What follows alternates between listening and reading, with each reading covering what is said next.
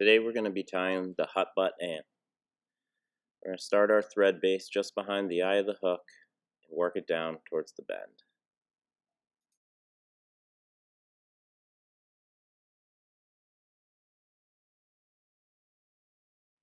We're going to take a couple strands of red yarn and tie it in.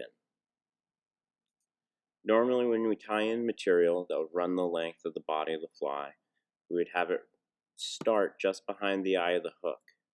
The reason we do that is we don't want to build up bulk in one spot on a fly. But in this case, we were trying to build up, the hut butt section and then spread out on the other side of the wings. We want another ball of material. So condensing the material right there like this will kind of help build up a little bit of a ball before we even start wrapping the material around. So once you have it tied in, trim up any tag ends that may be sticking out.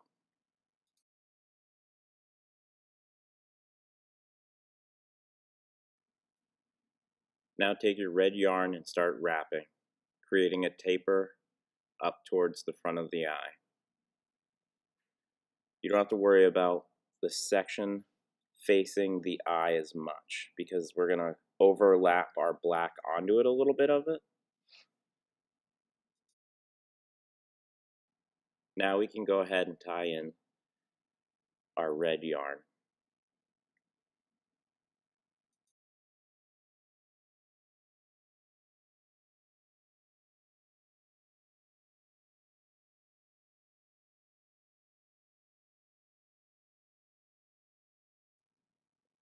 Once you got it secured, you can cut the tag ends free.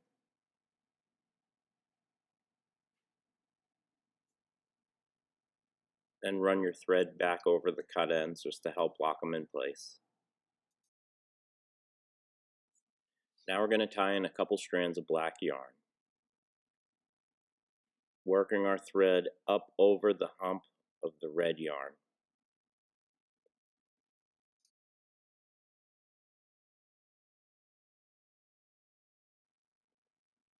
Now you can just start wrapping the yarn and building up the butt of the ant.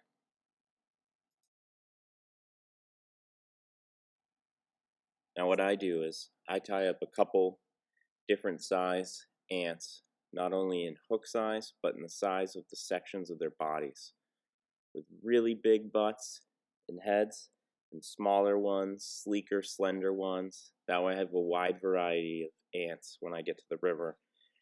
That way when I shake the bushes near the edge of the water, I can see what falls out, or I can just keep switching up until I figure out what the fish are keying into. Now if you accidentally let go of one of the strands, as I do right about now, don't worry about it. If you still have hold of one of them, just unravel the one that came loose and then re-wrap it up the shank.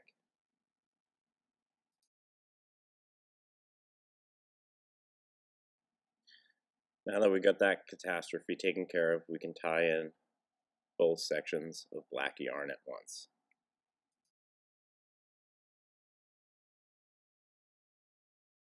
And then cut the excess yarn free.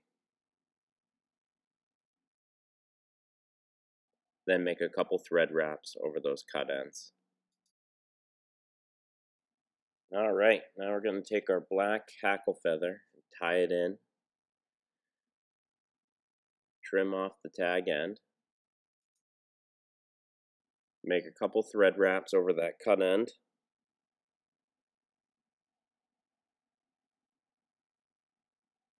And then trim off any feathers sticking out around the eye of the hook.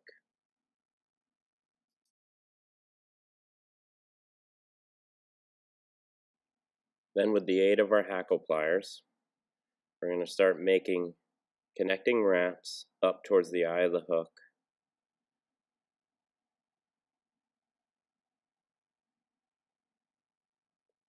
After each wrap, I'm just going to kind of push the fibers back, the feathers back.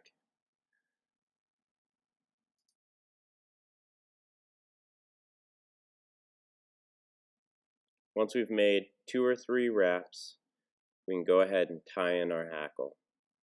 You can see I'm kind of working the thread back and forth a little bit as I bring it around. That way I trap as little of the hackle feather as possible. Then cut the tag end free. Pull back the hackle and finish tying in. Then you can go around and trim up any unruly pieces of that hackle feather. And then make a couple more wraps covering up the cut end.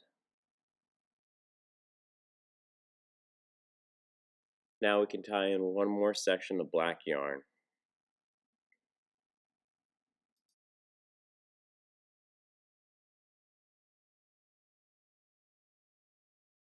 You can see I make my first wrap holding loose tension. I slide the yarn back to the point of tying it in. This makes it so I don't have to cut any tag end off. And finish tying it in up towards the hackle feather. And then bringing your thread back to the eye of your hook. And then you're just going to build up the head of the fly.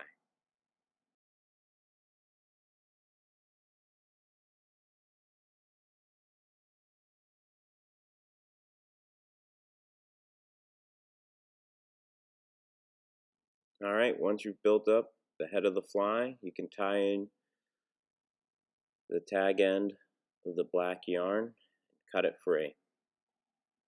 And all that's left is to throw in a whip finish.